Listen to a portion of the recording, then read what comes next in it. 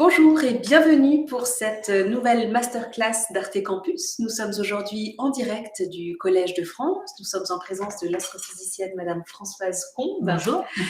Je vais vous présenter brièvement. Donc, vous êtes professeur ici au Collège de France sur la chaire Galaxie et Cosmologie. Vous êtes également membre de l'Académie des sciences et vous êtes chercheur à l'Observatoire de Paris sur la formation et l'évolution des galaxies, ainsi que sur des modèles de matière noire. Voilà. Bonjour à tous. Je vais essayer de donner quelques aspects de la matière noire. Alors déjà, dans cette première présentation, la première diapositive, vous voyez que qu'est-ce que c'est que la matière noire? En fait, on dit la matière noire parce qu'elle ne rayonne pas, elle n'interagit pas avec la lumière, elle n'absorbe rien du tout, et elle serait plutôt appelée transparente, ce serait beaucoup mieux, parce qu'il est possible qu'il y en ait dans cette pièce ici, on ne la verrait pas du tout. Donc elle est transparente en fait. Mais comme vous voyez sur la petite image de gauche, j'ai représenté deux galaxies, et c'est l'image qu'on se le fait, c'est-à-dire qu'il y a un halo de matière noire autour des galaxies qui entoure, qui baigne en fait ces galaxies. Comment on la détecte, puisqu'on ne la voit pas? Eh bien, elle interagit uniquement par la gravitation. Donc, les particules dans une galaxie tournent autour du centre de la galaxie avec une certaine vitesse. Et la vitesse est très grande et ça nous permet de dire qu'il faut beaucoup plus de masse que la masse visible pour équilibrer cette galaxie. Alors, il y a aussi dans l'image de droite un des moyens de la détecter, cette matière noire, c'est la déviation des rayons lumineux par la matière. Donc ici, on a un exemple, une image du télescope spatial Hubble, où on voit des arcs lumineux. Ces arcs lumineux, c'est les galaxies de fond, très loin, dont la lumière est déviée par l'amas de galaxies que vous avez devant. Vous avez des galaxies proches, là, qui sont la plus grosse de l'amas qui est ici, au centre, et puis vous avez des tas de galaxies qui font partie d'un groupe qui est un amas de galaxies. Et cet amas de galaxies est assez massif, et donc la lumière des galaxies de fond est complètement déformée. C'est une lentille gravitationnelle, un peu comme une lentille optique qui dévie les rayons lumineux. Et donc on voit des tas d'arcs lumineux. Et c'est ça qui permet de détecter combien il y a de matière noire dans cet amas. Alors déjà, pour placer un peu la scène, quel est le contenu de l'univers? Combien y a-t-il de matière noire? En fait, quand on parle de matière ordinaire, on appelle ça des baryons. Pourquoi? C'est le mot grec qui veut dire lourd. C'est des particules lourdes, c'est-à-dire des protons, des neutrons. C'est exactement la matière dont nous sommes faits nous-mêmes. La matière ordinaire qu'on a l'habitude de voir. Et ce qu'on voit tout de suite dans ce camembert, c'est que nous représentons 5% du contenu de l'univers. Donc c'est très peu, hein, on est très humble. Et en fait, la matière noire, vous voyez le vert ici, c'est 25% du total. Et puis quelque chose dont je ne parlerai pas aujourd'hui, mais il faut le savoir quand même, c'est 70% du contenu de l'univers, c'est de l'énergie noire. Alors, il ne faut pas confondre, hein, énergie noire, il n'y a pas de masse, mais il n'y a que de l'énergie. On a inventé cette énergie noire, en fait, lorsque, en 1998, on s'est aperçu que l'expansion de l'univers, à partir du Big Bang, était accélérée. Auparavant, on pensait qu'il n'y avait que la gravitation, que de la masse, et donc la masse attire. Et donc, on aurait dû avoir comme un soufflet qui monte, qui va redescendre par l'attraction de la masse qui est dans tout l'univers. Eh bien non. L'accélération de l'expansion, on l'a démontré en 1998. Donc, on a été obligé de penser qu'il y avait un composant qu'on appelle l'énergie noire, qui a une force répulsive en quelque sorte et qui accélère l'expansion. Donc, on a besoin de ça. Vous voyez qu'on est à 70%. Alors, quand je parle de masse et de contenu, en fait, l'ensemble est quelque chose de très, très vide, en fait. Si on a la densité de l'eau qui fait 1 gramme par centimètre cube, ici on a 29 ordres de grandeur en dessous, c'est vraiment du vide très très poussé. Mais nous sommes sur Terre et puis dans le système solaire des éléments très denses de l'univers. Alors comment on attend détecter cette matière invisible, cette matière noire? C'est vraiment une longue histoire. On fait remonter à Fritz Zwicky. Fritz Zwicky était un astronome suisse qui a fait toute sa carrière aux États-Unis, en Californie. Mais, bon, comme vous le voyez sur cette image, il avait un caractère impossible. Il méprisait pas mal tous ses collaborateurs et ses étudiants et il les appelait imbéciles sphériques. C'est-à-dire, quel côté que vous voyez, ils sont imbéciles. Bref, ça c'est juste la petite histoire. Mais qu'est-ce qu'il a fait quand même? Il avait des idées géniales de temps en temps. Et regardez avec le télescope qui est en Californie, par effet Doppler, il regardait la vitesse des galaxies dans un amas. Par exemple, l'amas de Coma, que j'ai représenté ici par un petit cartoon. Et ces galaxies ici ont des vitesses les unes par rapport aux autres d'environ 1000 km par seconde. Et donc, on a des effets Doppler. La lumière qui vient vers nous est plus bleue, la lumière si la galaxie s'en va, la lumière est plus rouge, ainsi de suite. Donc, il a pu calculer la masse qu'il fallait pour maintenir l'amas ensemble. Et cette masse était bien plus grande que la masse visible. Il y avait un rapport 100 fois plus de masse invisible que de masse visible. Vous voyez, c'est énorme. C'était bien plus grand que les barres d'erreur. Aujourd'hui, comme on a vu dans le petit slide précédent, on a un facteur 5 entre masse invisible et masse visible. Là, il y avait un rapport 100. Alors, pourquoi il y avait un si grand rapport? C'est qu'il ne regardait que la matière, que la lumière visible. Le jaune, le bleu, le rouge, etc., ce qu'on peut voir à l'œil. Et depuis, on a fait tout le spectre électromagnétique, des ondes radio jusqu'aux rayons X, rayons gamma. Et en rayons X, lorsqu'on a pu lancer dans les années 60-70 des télescopes à rayons X, on s'est aperçu que les amas avaient un rayonnement énorme de rayons X thermiques, de gaz très chaud à 100 millions de degrés. Donc c'est vraiment un rayonnement thermique. On a pu en déduire la masse de ce gaz chaud. Et ce gaz chaud fait 10 fois plus que la masse des galaxies réunies. Donc finalement, la masse des galaxies que vous voyez Fritz Zwicky était négligeable dans la masse de la masse. Et il y avait 10 fois plus de masse. Mais quand même, on a un rapport, même s'il y a un facteur 10, ça fait un rapport 10. Donc ils s'étaient un peu trompés. Aujourd'hui, on sait qu'il y a 5 fois plus, parce qu'on a regardé tout le spectre. Il y a de l'UV, quelque chose qui est au-delà du spectre visible, mais on en a pris beaucoup plus. Et puis, comme Fritz Zwicky était quand même un peu fantasque, personne ne l'avait cru. Il ne croyait pas au Big Bang non plus, donc ça ne lui donnait pas beaucoup de crédibilité.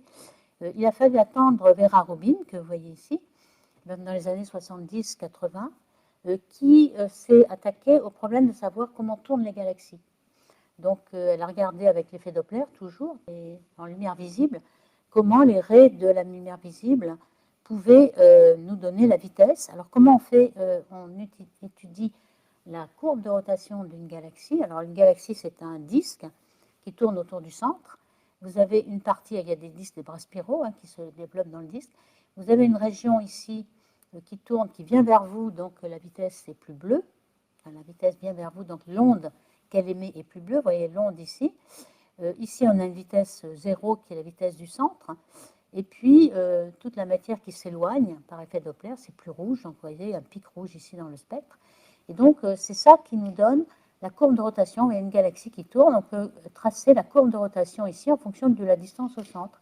Et on voit que c'est quelque chose qui ne s'arrête pas, qui ne tombe pas. C'est-à-dire que normalement, on devrait, puisqu'il n'y a plus de matière à partir de ce rayon-là, par exemple, on devrait voir une courbe qui descend, comme dans le système solaire. Le Soleil est toute la masse, les planètes tournent autour, et puis lorsqu'on est très loin, eh bien, la vitesse de rotation descend et décroît, comme la Kepler. Vous avez des orbites keplériennes, et ça décroît de façon keplérienne. Et là, ça ne décroît pas, et c'est même plat. D'ailleurs, on voit, alors ensuite, on a détecté beaucoup plus de gaz autour des galaxies. Grâce à la radioastronomie, on a étendu notre spectre à 21 cm de longueur d'onde. C'est une longueur d'onde qu'on observe beaucoup à l'observatoire de Nancy, en Sologne. On a un grand télescope qui permet de détecter cela. Et cela détecte l'hydrogène atomique, qu'on appelle H1. C'est la première espèce de H, elle est neutre. Donc l'hydrogène atomique, c'est le composant principal de l'univers. Donc la galaxie est principalement faite de gaz et puis d'étoiles. Les étoiles, c'est du gaz chaud, très très chaud, qui sont concentrés. Alors ce dont on s'est aperçu en regardant ce gaz atomique, comme on le voit dans cette carte de la galaxie Messier 83, eh bien, c'est que le gaz s'étend beaucoup plus loin que les étoiles. Donc vous avez une galaxie qu'on a l'habitude de voir en galaxie optique, ici, une spirale, donc en ondes, mettons, à 0,5 microns, donc optique, que vous voyez à l'œil. Et puis dans ces ondes radio, on voit du gaz qui va beaucoup plus loin. Vous voyez que c'est un zoom. Et donc la galaxie optique, elle est comprise dans cet anneau orange. Alors c'est des fausses couleurs, bien sûr, c'est l'intensité de la raie à 21 cm, qui est la raie principale du plan fondamental de l'atome d'hydrogène. Et donc vous voyez qu'on va 4 ou 5 fois plus loin que ce rayon. Donc si dans une galaxie comme la nôtre, Messier 83, c'est un peu comme la nôtre, le Soleil est au bout, un tout petit peu. Donc ici, on aurait la vitesse de rotation en fonction du rayon. Le Soleil serait ici. Donc en optique, on ne trace qu'une petite partie du rayon. Et avec le gaz, on peut aller beaucoup plus loin. C'est là qu'on s'est aperçu que ça restait plat indéfiniment, donc encore plus que ce qu'avait trouvé Vera Rubin. On a quelque chose qui a 10 fois plus que le rayon optique, est toujours plat. Donc ça veut dire qu'il y a beaucoup de masse, et donc il y a bien un halo de matière noire invisible qu'on est toujours obligé de supposer. Là, vous avez la superposition de tas de courbes de rotation pour des milliers de galaxies, et c'est toujours plat. Donc là, tout le monde a été convaincu dans les années 75-80 qu'il y avait vraiment de la matière noire dans toutes les galaxies. Alors, on a aussi une façon de cartographier la matière noire dans les amas de galaxies, c'est par les ondes, les déviations des rayons lumineux, les lentilles gravitationnelles. Comme je l'ai présenté au début, on a ici un amas de galaxies, une grosse galaxie, la galaxie cannibale qui mange toutes les petites galaxies qui tombent dessus. On a un amas de galaxies, et puis on a des arcs ici, qui sont donc la déformation des galaxies de champ au lointain, un petit peu comme Vermeer, le géographe de Vermeer, qui cartographie la Terre. Ici, on peut cartographier tout l'univers, et on peut donc faire des cartographies de la matière noire, visible, mais aussi noire. Alors, voici le principe. On a le télescope ici, on a une galaxie de fond, et puis on a un amas de galaxies, donc une grosse masse, qui joue le rôle d'une lentille. Et donc, vous voyez qu'on a un rayon lumineux qui passe ici, qui est dévié. Et donc, le télescope pense que la lumière vient d'ici. Ou alors, pour les rayons lumineux qui sont déviés en bas, elle vient d'ici. Donc, on a plusieurs images. On a des mirages gravitationnels, c'est-à-dire qu'on a plusieurs images de la même galaxie. Donc, ça, c'est des lentilles fortes. Donc, ici, il y a un petit dessin qui vous montre que si on a dans le fond des tas de galaxies quelconques, et qu'on place un amas de galaxies devant, on voit qu'on peut avoir des tas de déformations des galaxies de fond grâce à cette lentille gravitationnelle. On peut avoir des arcs, ou bien alors si c'est exactement au milieu, on peut avoir un anneau d'Einstein, c'est-à-dire un anneau comme l'anneau rouge ici. Et puis, on peut avoir aussi des formes de galaxies qui ne sont pas rondes, qui sont par exemple des galaxies spirales vues par la tranche. À ce moment-là, il faut avoir un grand nombre de galaxies pour savoir quelle est vraiment la déformation. Un petit peu comme lorsqu'on déplace la limaille de fer sur une planche, on a une image du champ magnétique. Donc, toutes ces galaxies de fond nous permettent d'avoir une cartographie de la matière noire. Ici, on voit bien que vous avez un cube de données avec la matière noire en rouge. Et puis, les galaxies bleues, on voit que les rayons lumineux sont déviés. Et puis, on voit plusieurs images. Et on arrive à détecter la cartographie. Alors, voici ce que fait ce qu'on appelle cisaillement gravitationnel, parce que ces images ne sont pas des lentilles fortes. C'est seulement toutes les images de galaxies de fond qui sont un peu cisaillées, un peu déformées. Et donc, on en a des millions, en fait, de galaxies derrière. Donc, ça permet d'avoir une bonne image. Et donc, ici, on peut comparer l'image de la matière ordinaire qu'on a mis en rouge. C'est l'image du gaz X. On avait vu que dans un amas, c'est 10 fois plus que la masse des galaxies. Donc, on peut négliger la masse des galaxies. On prend juste la masse du gaz. Et puis, en bleu, c'est la carte que l'on a fait par les lentilles gravitationnelles de la matière totale. Donc, la différence entre les deux, c'est la matière noire. Et on compare, on veut savoir où est-ce qu'elles sont. Et ces deux, lorsqu'on compare les deux, vous voyez, le rouge et le bleu, c'est vraiment pratiquement au même endroit. Alors, il y a un petit peu d'écart de temps en temps, parce qu'il y a un petit peu d'erreur sur cette cartographie de matière invisible. On ne la voit pas, donc c'est quand même, ça dépend du modèle de lentille gravitationnelle que l'on fait. Mais on voit que là, il y a des vides, et que lorsqu'il y a un vide en galaxie de matière visible, eh bien, il n'y a pas de matière noire non plus. Donc, la matière noire et la matière visible est au même endroit. Ça, c'est intéressant parce qu'on va voir, pour savoir quels sont les candidats de matière noire, il faut savoir où elle se trouve, cette matière noire. Elle se trouve exactement là où est la matière ordinaire. Et dans les vides, on n'a rien du tout. Alors, les types de matière noire que l'on a supposés, parce que là, c'est quand même un gros mystère, ils sont classés un petit peu par leur température. Qu'est-ce que ça veut dire, la température? Il y a de la matière noire chaude, froide et tiède. On a fait 3 simulations numériques ici, sur ordinateur, pour savoir comment on allait former ces galaxies dans tous ces cas de figure. Alors, pourquoi elle est appelée chaude? C'est que ce sont des petites particules très rapides, un peu comme les neutrinos, par exemple. Ils sont à des vitesses relativistes. À ce moment-là, c'est un petit peu comme des photons. Ils sont très chauds et ils ont une pression de radiation. Le rayonnement a une pression de radiation. Et cette pression de radiation empêche la gravité de former des petites structures jusqu'à la limite à laquelle vont la lumière et les photons et les neutrinos, par exemple. Donc ici, vous avez une simulation dans le cas d'une matière chaude, des petites particules relativistes, donc. Et vous voyez que vous n'avez pas de petites structures, vous avez des filaments, ce qu'on appelle le web cosmique, la toile d'araignée cosmique, si vous voulez. Et puis on voit que lorsque la matière noire est faite de petites particules très, très rapides, eh bien on n'a pas de petites structures. Par contre, si c'est tiède ou froid, on a plein de structures, et ça correspond aux observations. quand on regarde le nombre de galaxies en fonction de l'espace, on voit qu'on a des tas de petites structures. Donc finalement, on a pris la solution qui paraissait la plus compatible avec les données, et on appelle le candidat de matière le neutralino. Ça fait depuis 1985, on s'est aperçu que la matière invisible ne pouvait pas être la matière ordinaire, qu'on a ce candidat. Alors ce candidat, il n'appartient pas du tout au système de particules élémentaires classiques. On a des neutrons, protons, on a des quarks, etc.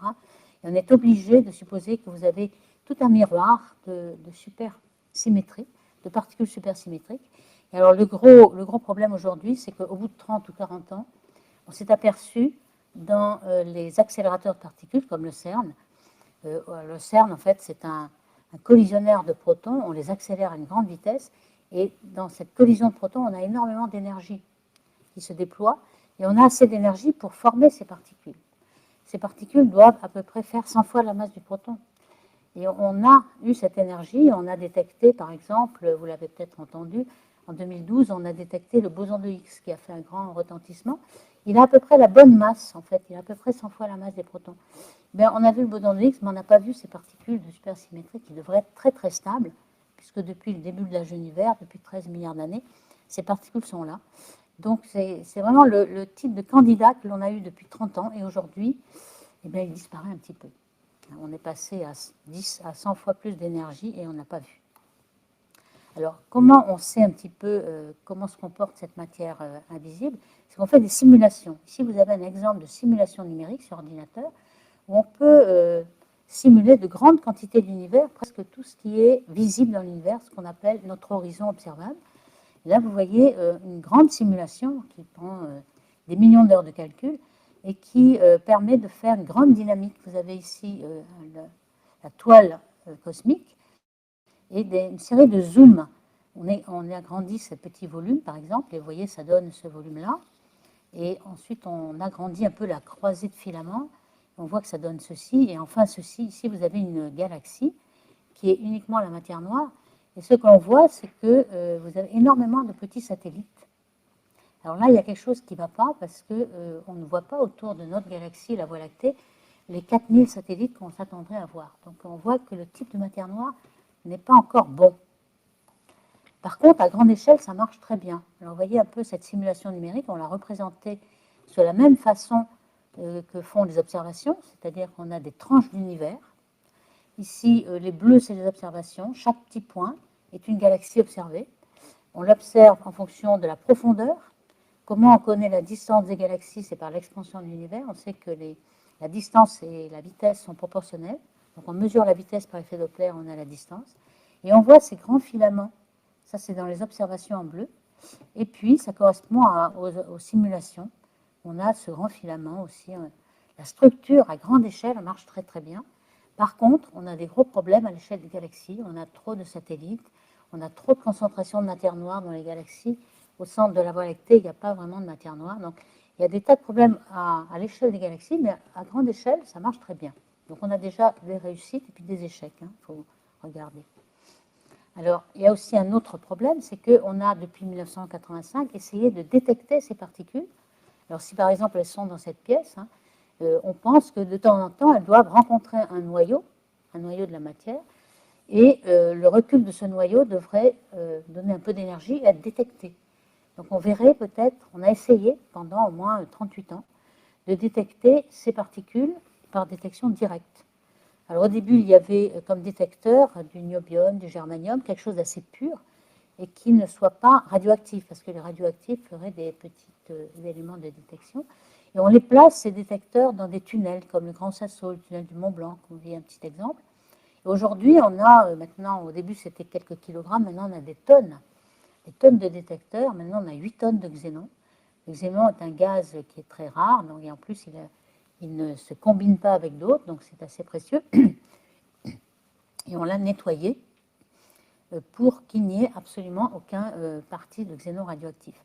Et là, finalement, depuis 38 ans, on a descendu la limite de probabilité de collision et on arrive à rien du tout. Donc on ne l'a pas détecté, mais déjà, même si ça semble être un échec, c'est quand même un grand progrès. On a éliminé beaucoup d'autres particules qui auraient pu être détectées. Donc on n'a rien détecté ça, c'est aussi un problème pour notre solution de la matière noire. Donc, les candidats pour la matière noire, vous voyez, il y en a un grand nombre. Je ne pense pas que vous aurez le temps de lire toute la liste, mais c'est pour vous dire qu'il y en a beaucoup d'imagination. On a le neutralino qu'on a cherché pendant 30 ans, et puis on a des neutrinos stériles, et puis je vais me concentrer sur l'action. L'action, c'est une particule qui est à la mode aujourd'hui pour essayer de remplacer le fameux neutralino, parce qu'on n'a pas vu de particules supersymétriques au CERN. Alors cette action, c'est quelque chose de très bizarre, parce qu'il a une masse très très très petite, et comme vous le savez qu'en mécanique quantique, on a un certain principe d'incertitude, on ne peut pas mesurer à la fois la position et la vitesse de la particule, et donc on a une certaine constante h bar, l'incertitude de Heisenberg, et cette particule a une masse tellement petite que justement sa longueur de De Broglie, c'est-à-dire que la longueur de quantique finalement est très très grande. Et au lieu d'être 10-30 cm, ben, ça va être 3000 années-lumière. Donc c'est une particule quantique qui a une longueur de Broglie très grande. Il n'y a que les astronomes pour avoir ces idées aussi farfelues, mais en fait, c'est peut-être ça après tout. Donc on a fait des simulations de galaxies. Vous voyez 2 galaxies en interaction ici avec cette particule de matière noire. Et ce qui se passe, c'est qu'il y a beaucoup de fluctuations quantiques, hein, puisqu'on sait que le vide quantique est fait aussi de particules qui fluctuent. Et cette fluctuation qui est due à ce principe d'incertitude est une clé de la mécanique quantique. En fait, on a ces fluctuations. Ces fluctuations, elles ne sont pas amorties, comme par exemple si vous avez une interaction de galaxies, vous avez une grande déséquilibre, et puis ensuite, tout d'un coup, ça relaxe vers un état d'équilibre. Et là, ça ne peut pas parce que c'est l'origine quantique et c'est intrinsèque. Donc, vous aurez toujours ce déséquilibre de fluctuation. Et donc ça va nous donner une contrainte sur la masse de la matière noire. Si elle est trop petite, on aura trop de fluctuations et on n'arrivera pas à représenter les disques qui sont très fins, qui sont observés. Donc ici, vous voyez que lorsqu'on a un filament de la toile d'araignée cosmique, on a des galaxies qui se forment à l'intérieur des filaments. Et même dans les filaments, on a ces fluctuations quantiques qui arrivent ici, qui sont d'une échelle très grande. À toutes les échelles, vous avez ces fluctuations. Et donc ça a permis de contraindre un peu cette masse. Donc on ne peut pas tout faire en fait. Hein. On a des contraintes observationnelles dues aux galaxies qui nous empêchent de faire toutes les masses qu'on voudrait. Alors j'en arrive maintenant à une autre solution qu'on a pensée, hein, puisque tout d'un coup on n'a plus beaucoup de candidats pour la matière noire, c'est que finalement il se pourrait qu'elle n'existe pas vraiment. Et on attribue à Confucius, peut-être que ce n'était pas Confucius qui a dit ça, mais qu'attraper un chat noir dans l'obscurité de la nuit, c'est la chose la plus difficile qui soit. Et surtout si on n'a pas de chat. Ici, on a un chat, mais on n'a peut-être pas. Donc, est-ce qu'il n'y a pas de matière noire? En fait, quand on regarde la matière noire, le besoin de matière noire vient du fait qu'on utilise la loi de Newton, ou d'Einstein, et pour nous, c'est pareil, parce que ce n'est pas relativiste. Donc, on a une loi de Newton, et si on extrapole Newton à des zones que l'on ne connaît pas, eh bien, on a besoin d'ajouter de matière noire. Mais comme il n'y a que la gravité qui présente cette anomalie, il suffit de modifier la loi de gravité pour que cette matière noire disparaisse.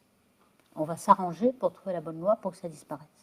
Alors ça, c'est une hypothèse qu'avait émise Milgrom en 1983, juste au moment où on se rendait compte, on réalisait que la matière noire n'était pas faite de matière ordinaire, mais était faite de particules exotiques.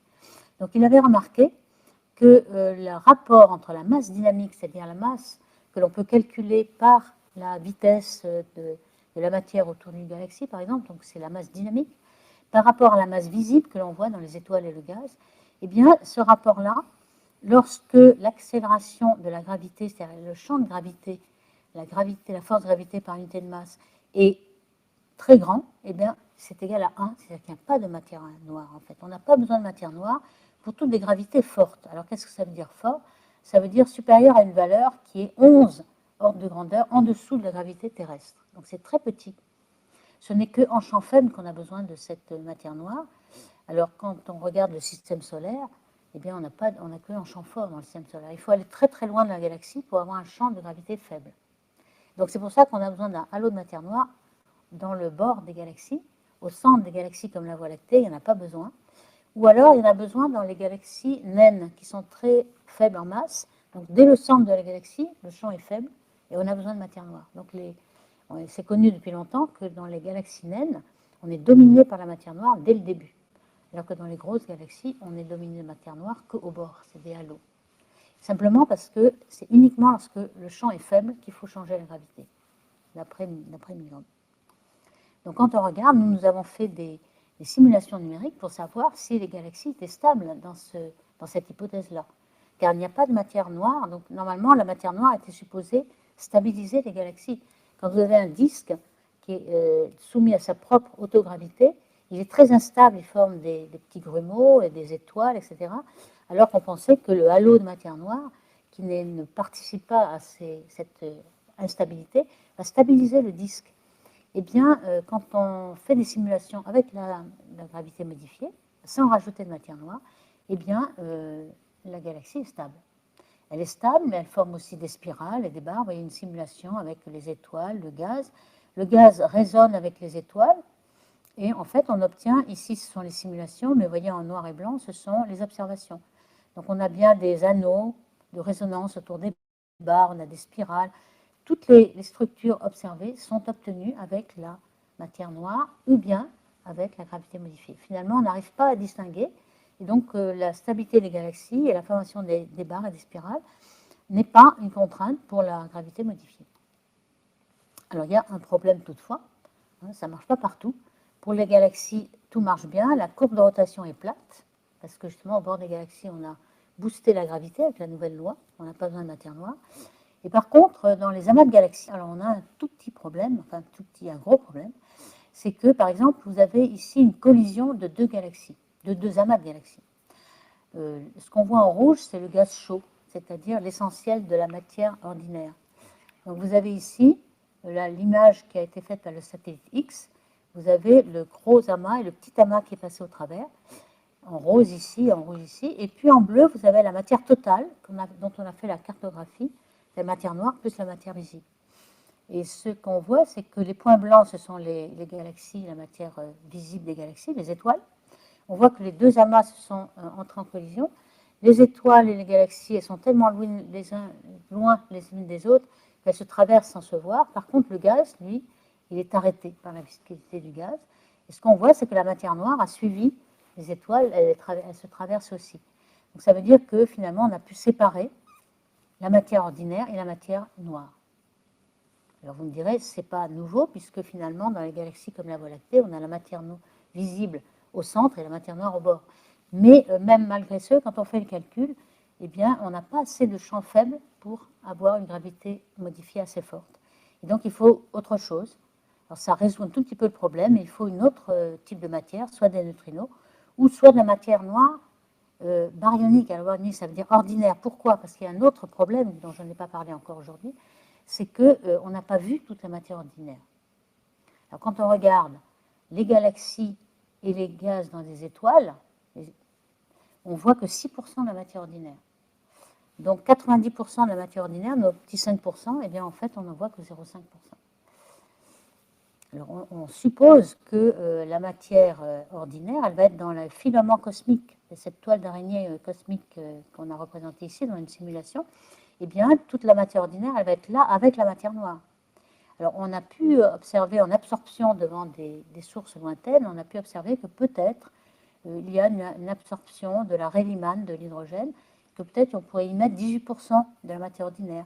Peut-être que dans une matière qui est entre tiède et chaude, on pourrait mettre 10%. Mais en fait, même en poussant, il y a au moins les 2/3 de la matière ordinaire qui n'est pas identifiée. Donc, on peut éventuellement la mettre dans les amas et puis sauver notre modèle de gravité modifiée.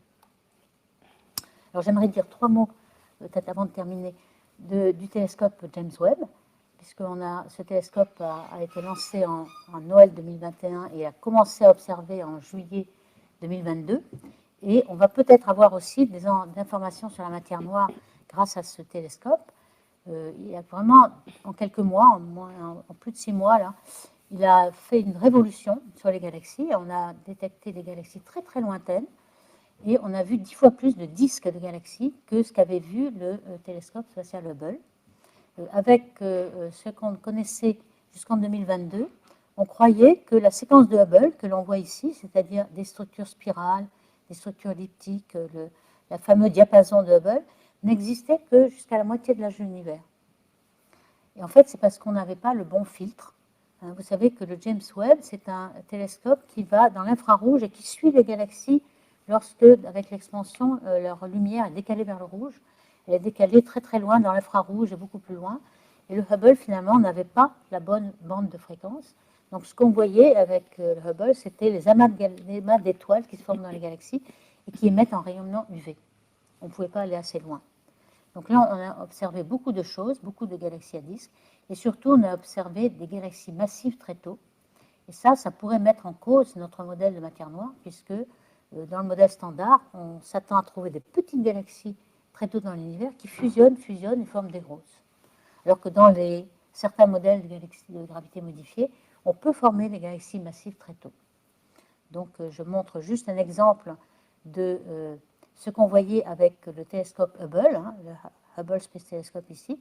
Chaque ligne est une galaxie et on a 6 bandes de lumière de James Webb et puis 4 bandes de HST. Vous voyez qu'on voit des galaxies qui sont un petit peu en grumeaux, mais quand on regarde dans les bandes infrarouges, on voit qu'il s'agit d'une galaxie spirale, barrée ou une spirale, etc. Ce qu'on ne voyait pas dans le Hubble, maintenant on le voit dans le James Webb. Donc j'en finirai ici en disant que finalement, voilà l'état de nos connaissances aujourd'hui. On a vraiment un puzzle qui n'est toujours pas résolu. On sait que les galaxies et le gaz, les étoiles et le gaz dans les galaxies ne font que 0,5% du total du contenu de l'univers. On sait tout de même que la matière ordinaire fait 5%, mais on ne l'a pas toute vue.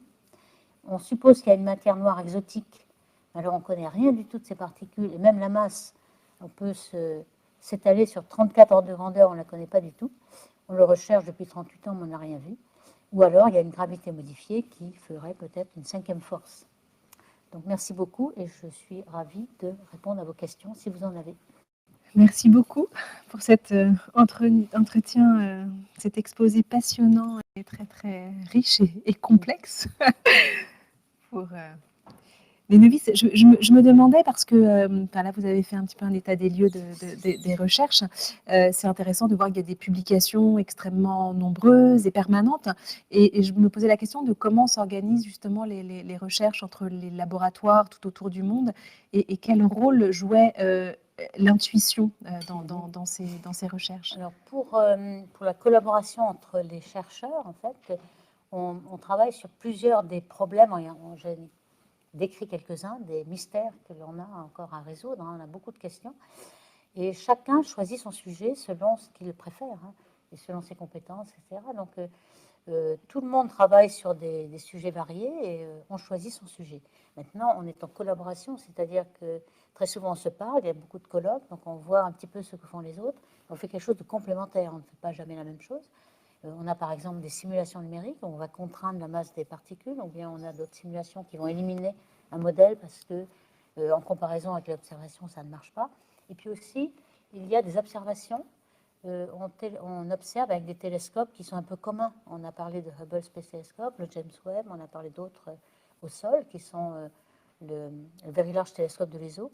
Alors tout cela, tous ces télescopes, il y a des comités de programme qui choisissent les meilleurs programmes. Donc par exemple, le dernier appel à programme du James Webb, on a reçu 1600 proposés. Donc 1600 personnes ont proposé d'observer par exemple quelques heures ou une nuit ou 2 nuits. Et donc, il y a un comité de programme qui choisit les meilleurs et on reçoit donc les observations. Il faut savoir que lorsqu'on réussit à avoir du temps de télescope et qu'on reçoit ces données, on a un temps de propriété qui est d'1 an.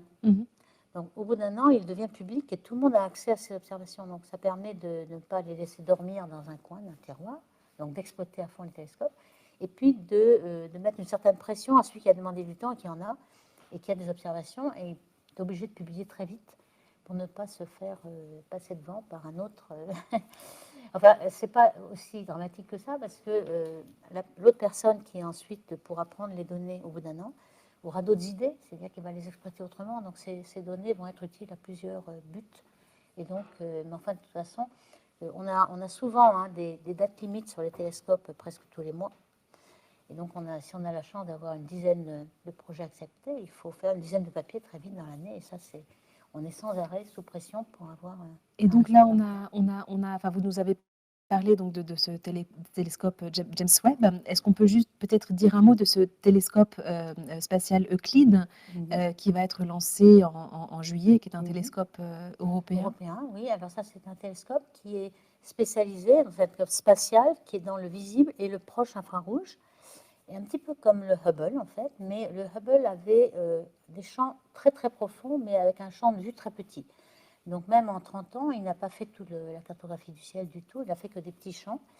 Le ciel est très très grand, hein. Donc on sait que par exemple, dans une minute carrée du ciel, tout petit, on a 3000 galaxies hein, qu'on peut détecter. Donc là, on a, dans notre horizon observable, on a 2000 milliards de galaxies, donc il y avait encore beaucoup à faire.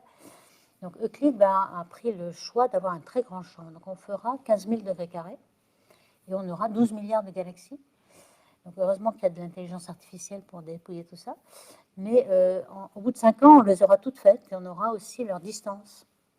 Donc ça nous permettra d'avoir des jalons pour lorsqu'on observe très loin des galaxies lointaines, on va remonter dans le temps. Donc on aura une histoire de l'expansion de l'univers. On saura à quelle époque cette énergie noire est arrivée. Pour l'instant, tout ce qu'on connaît, c'est vraiment assez local. Hein, on ne remonte pas tellement dans le temps. Donc ça correspond à une constante cosmologique, celle qu'avait imaginée Einstein au début du XXe siècle. Donc ici, on ne sait pas du tout si c'est vraiment une constante ou bien c'est quelque chose de dynamique, une énergie noire qui fera un cinquième élément. En fait, on a déterminé 4, mais on n'a pas le cinquième élément. Donc tout ça, on va le faire de façon statistique. C'est-à-dire que sur les 12 milliards, on va pouvoir savoir à quel moment cette énergie noire a été introduite. Du coup, ces deux télescopes sont complémentaires, enfin, ils sont... Tout à fait, tout à fait. Le James Webb, lui, il a une taille plus grande, 6 mètres de diamètre, et puis il a des longueurs d'onde qui vont jusqu'à 28 microns. Donc les longueurs d'onde visibles, c'est 0,5 microns. L'infrarouge proche, c'est 2 microns, mais ensuite on va jusqu'à 28, et donc on remonte le temps en suivant les galaxies avec leur décalage vers le rouge. Avant de prendre les questions qui nous arrivent là sur le chat, je voulais juste repréciser une chose voilà, qui est très interpellante lorsqu'on a préparé cet entretien.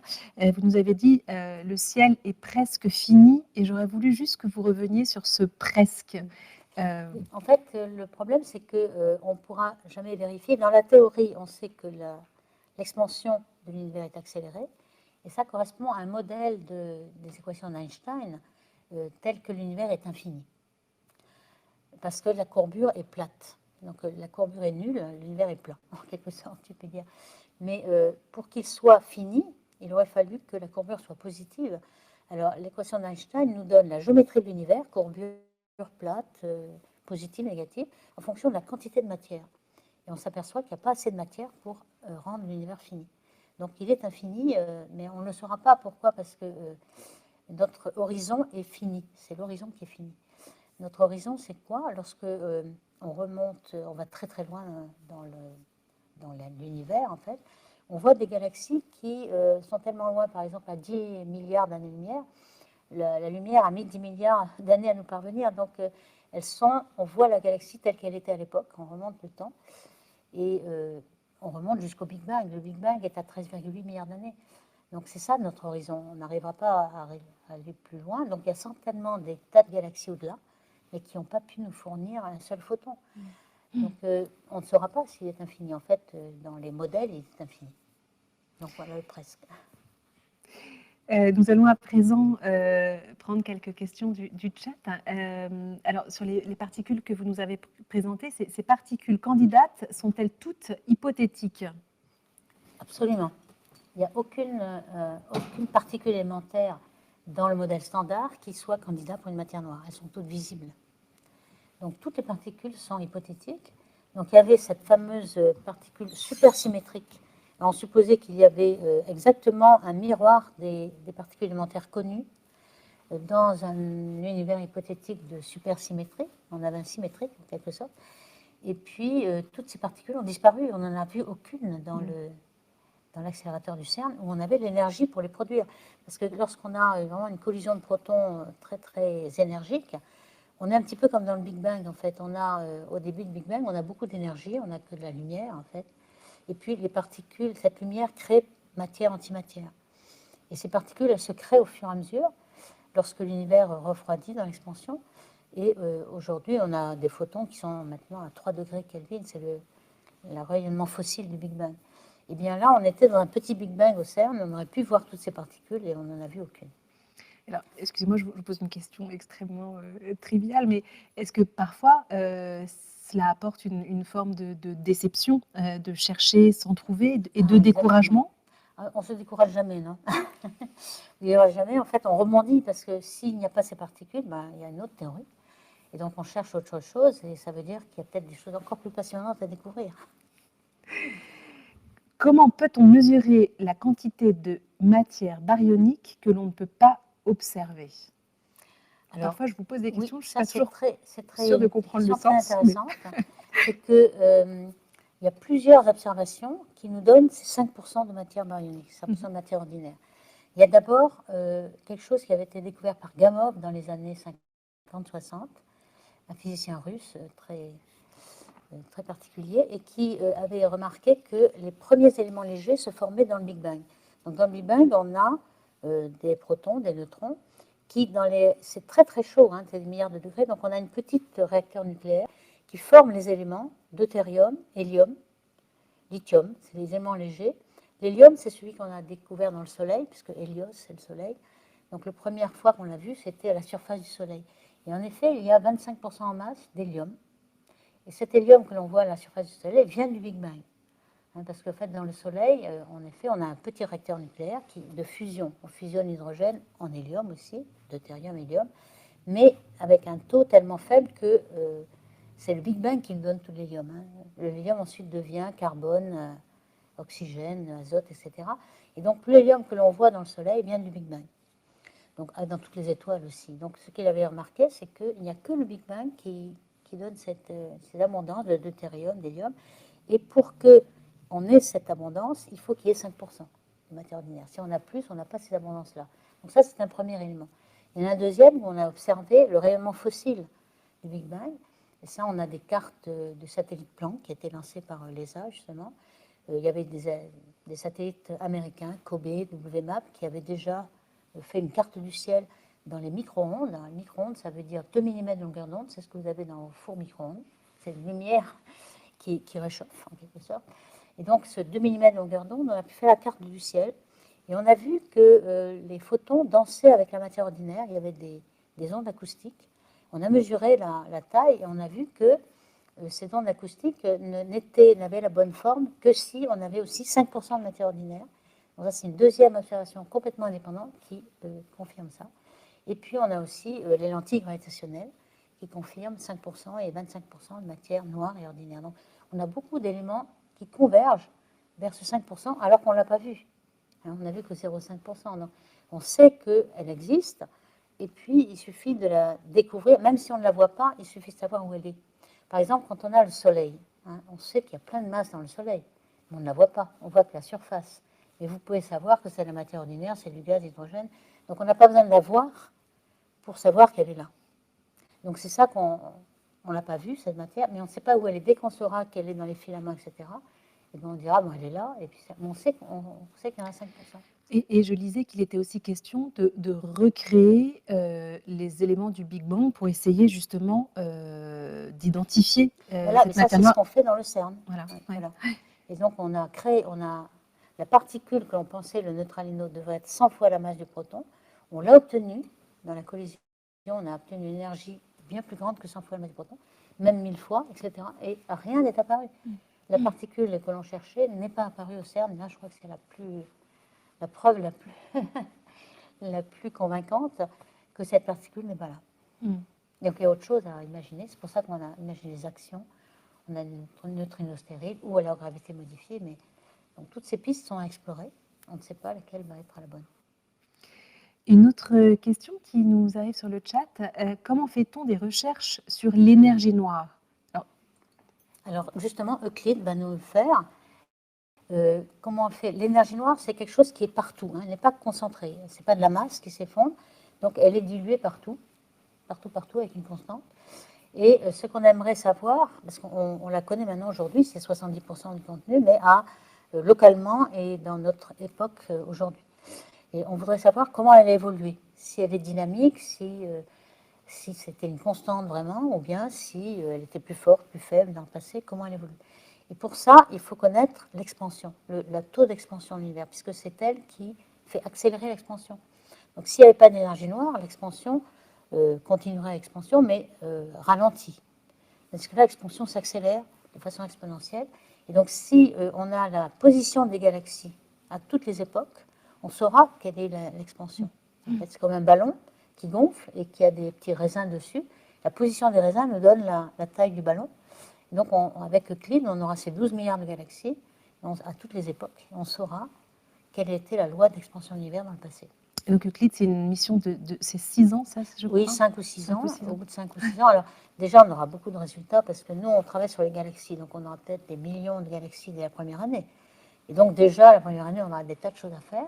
Mais pour avoir la statistique nécessaire, pour avoir la loi d'expansion de l'univers en fonction du temps, il va falloir attendre 5 ans pour avoir les 12 milliards attendus. On parle depuis 2018 de détecter la matière noire grâce à des paléodétecteurs, des minerais enfouis. Qu'en pensez-vous? Alors là, je pense que c'est difficile, parce que la matière noire ne se concentre pas. Donc, elle n'émet pas de lumière, elle n'interagit pas avec la lumière, donc elle ne peut pas se fragmenter. Les étoiles, par exemple, c'est fait du gaz d'hydrogène. Donc, dans une galaxie, lorsque la galaxie est à l'équilibre, le gaz qui ensuite va s'effondrer en étoile va le faire de façon très rapide, de façon exponentielle, parce qu'il rayonne. Donc, il perd son énergie et peut se concentrer. La matière noire ne peut pas être concentrée. Donc, elle est un halo autour de la galaxie et ne se concentre pas dans des matériaux denses, etc. Elle sera toujours très, très diluée. Donc, on ne la verra pas dans les matériaux. Donc là, je crois que c'est un petit peu... ce n'est pas une solution. J'aurais aimé peut-être que l'on aborde également la dimension, la question de la recherche aujourd'hui en France et peut-être une question un peu plus personnelle sur vous. Comment était née votre passion pour les sciences de l'univers? Oui, en fait, je n'étais pas comme certains de mes collègues étaient astronomes dès leur adolescence. Il y avait des petits télescopes dans les jardins. Ce n'était pas mon cas. Moi, je suis myope, donc je ne voyais rien de toute façon. Donc, je voyais de très beaux ciels étoilés, mais j'avais plutôt un aspect plus théorique, de savoir d'où tout cela venait, etc. Et j'ai regardé certains grands chercheurs, je ne sais pas, Copernic, mais peut-être Pasteur aussi, qui avaient fait beaucoup de découvertes et qui avaient changé finalement beaucoup la vie humaine, en fait. Marie Curie, bien sûr, et d'autres. Et donc, lorsque je suis fait l'école normale pour essayer de faire de la physique et de chercher dans un domaine particulier, il fallait à certains moments choisir un sujet pour une thèse de 3e cycle. Il y avait une petite thèse qu'on appellerait master aujourd'hui, mais qui est une thèse de 3e cycle. Donc j'avais visité beaucoup de laboratoires et en visitant celui de Iri Schatzman et Roland Omnes, qui était en train de travailler sur la cosmologie pour reconstruire l'univers de façon symétrique. Alors ça m'avait été un peu fasciné parce que, moi je croyais qu'on connaissait tout. Après un Big Bang, on connaissait un petit peu tout ce qui se passait. Ben non, pas du tout. Donc en fait, ils avaient eu l'idée de dire qu'il y avait une complète symétrie entre la matière et l'antimatière lorsqu'on le forme à partir de l'énergie au départ. Donc il y avait des galaxies d'un côté et des anti-galaxies de l'autre qui pouvaient s'annihiler lorsqu'elles se rencontraient. Et donc c'était un modèle comme un autre. Je me suis dit on va essayer de tester ça. Et notre contribution, ça a été de faire de la physique nucléaire pour savoir justement comment on formait les éléments dans le Big Bang, comme Gamow l'avait fait dans les années 60, mais lui c'était avec de la matière seulement. Nous on avait mis des antimatières, des neutrinos, etc. On avait résolu les équations de la physique nucléaire, et on ne formait pas du tout le deutérium et l'hélium dans les bonnes quantités, donc ça montrait que ça ne marchait pas. Et on avait des collègues, on se réunissait tous les mois pour avoir un petit peu l'état d'avancement des travaux. Donc il y avait Jean-Loup Puget qui était là, et qui regardait un peu le nombre de rayons gamma qu'on devrait voir à l'annihilation des galaxies et antigalaxies. À l'époque, c'était juste à la limite où on commençait à pouvoir détecter ces rayons gamma et on commençait à voir que ça ne marchait pas. C'est-à-dire qu'on aurait dû voir beaucoup plus de rayons gamma qu'on ne voit réellement parce qu'il aurait dû avoir des annihilations. Donc progressivement, durant l'année, on a fait tomber le modèle. Mais il faut bien dire qu'il a été repris par la suite parce qu'on n'a toujours pas trouvé dans les accélérateurs pourquoi la matière et l'antimatière est dissymétrique. Et on est obligé de supposer qu'on a une asymétrie. On a 1 milliardième de plus de matière que d'antimatière. On ne sait pas pourquoi. Mais sinon, tout serait annihilé. Donc en fait, tout s'est annihilé sauf un milliardième, et c'est pour ça que nous sommes là. Et je précise aussi que vous avez gagné de nombreux prix pour vos recherches, notamment la médaille d'or du CNRS il y a 2-3 ans, en 2020. Et aujourd'hui, en France, est-ce qu'il y a suffisamment de jeunes gens qui s'intéressent à ce domaine de recherche? Est-ce que c'est très dynamique?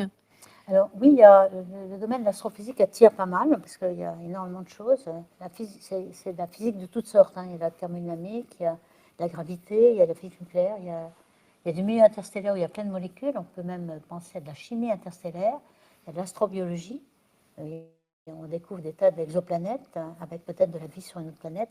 Donc il y a un petit peu toutes les physiques, et donc on a des gens qui sont attirés, mais il n'y a pas beaucoup de postes non plus. Donc il y a beaucoup de jeunes qui font une thèse en astrophysique, puis ensuite qui se recasent ailleurs, car il est difficile d'avoir un grand nombre d'astronomes. Quand même, on est assez nombreux, mais on n'a pas de poste pour tout le monde. Donc certains, mais ils sont très contents d'avoir fait une thèse en astrophysique, d'avoir connu des choses, et puis ils vont peut-être, ils ont été formés à l'informatique et ils vont trouver un job dans l'informatique. Mais je crois qu'on en a peut-être moins que qu'on pourrait avoir, parce que globalement, sur toute la science en physique, on a moins de personnes, de jeunes personnes qui se dirigent vers la science physique.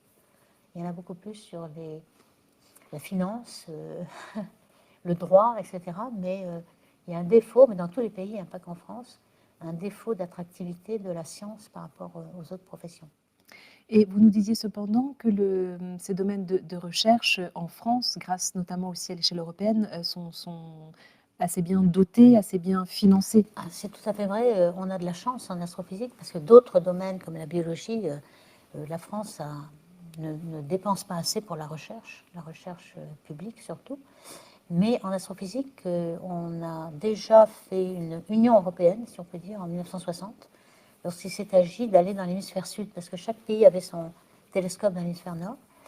Mais pour aller au Chili, par exemple, on a trouvé un site formidable, hein, très sec, très élevé, il fallait quand même beaucoup de budget. Donc les Européens se sont mis ensemble et on a construit l'Observatoire européen austral, qui progressivement a pris beaucoup plus d'ampleur. Et aujourd'hui, on va former un télescope de 40 mètres de diamètre que même les Américains n'ont pas. Donc les Américains n'ont pas fait l'union même fédérale, c'est-à-dire qu'ils ont des télescopes en Californie, des télescopes en Arizona, etc. Ils ne se sont pas mis ensemble, hein, alors que l'Europe, pour une fois, s'est mis ensemble pour faire tous les télescopes. Donc c'est pour ça qu'en européen, on a les plus grands télescopes au monde.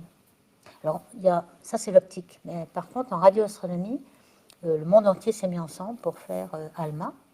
On a les Américains, les Européens, les Asiatiques, et surtout SKA, qui est le Square Kilometer Array, basse fréquence.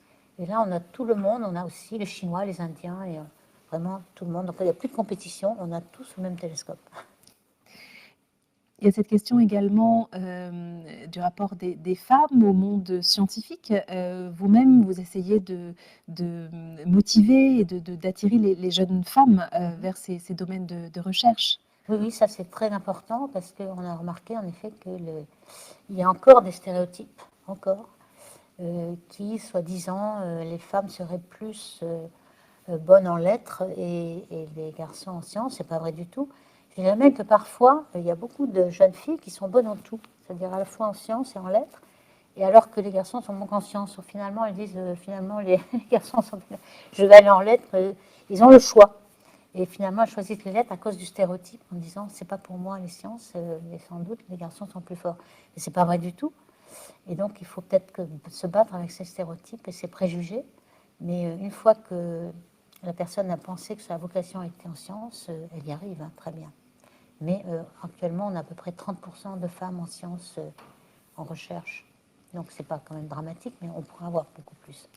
Et vous avez le sentiment, vous, que il y a suffisamment de passerelles aussi, de vulgarisation pour voilà, informer le grand public de tout l'état des recherches aujourd'hui? On essaie. Je pense que beaucoup de chercheurs, de mes collègues, pensent qu'en effet, c'est un devoir d'aller, disons, propager notre connaissance, puisque finalement, on est payé par toute la société pour faire notre travail, et que la société a des interrogations, des curiosités. Et donc, c'est tout à fait juste que nous allons faire des conférences pour essayer de diffuser ces connaissances qu'on a obtenues, surtout que ça croît de façon exponentielle et que vraiment tous les 3-4 ans, il faut recommencer tout.